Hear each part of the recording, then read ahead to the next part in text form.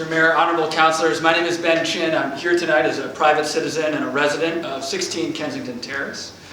I'm here to speak in favor of extending general assistance to asylum seekers. I also would like to just present a petition of some other folks who are unable to be here tonight from Lewiston who also support this. In the early 1930s, one of the finest Mainers who ever went to Washington, D.C., Frances Perkins, was the Secretary of Labor.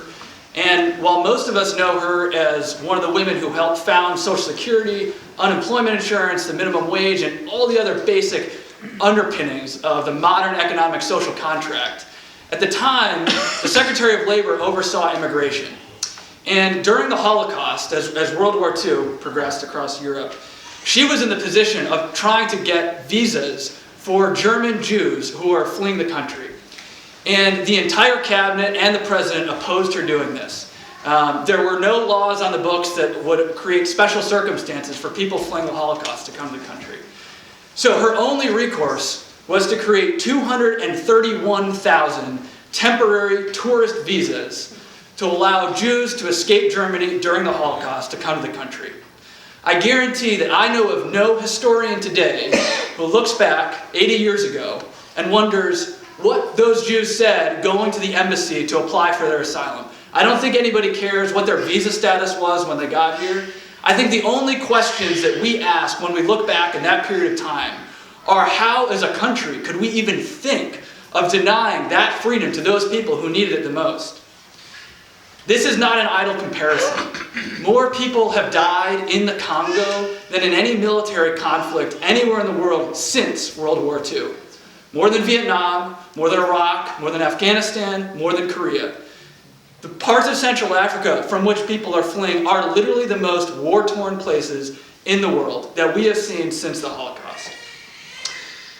And I would only dispute one thing that previous speakers have said, and that is I actually don't think this is a difficult decision. The money is there, the moral principle is there, the policy is clear. We have a clear model from what Portland has done. 2 weekends ago, I had the privilege of talking to a man named Omar, who is an elementary school teacher from Djibouti, who just came to Lewiston 2 weeks ago. His brother was murdered for his political beliefs.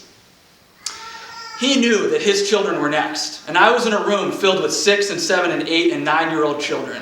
And I can tell you, when you look into the faces of kids that age, you see that they're perfect. And they're innocent, and there's absolutely nothing that anyone of that age could ever do to deserve to be thrown out onto the streets. The only thing that makes this decision the slightest bit difficult is 2 different ideas about freedom that I've heard expressed recently. On the one hand are people who seem to think that freedom is something that is fragile and weak and deserved only for a privileged few, and maybe by where you're born or how much money you have, it could be denied to you. And I think there's others of us who believe that freedom is actually a strong and powerful thing, that it becomes more strong and more powerful when the circle of which people are included in it expands. This is an easy decision, and we fully expect you to do the right thing tonight.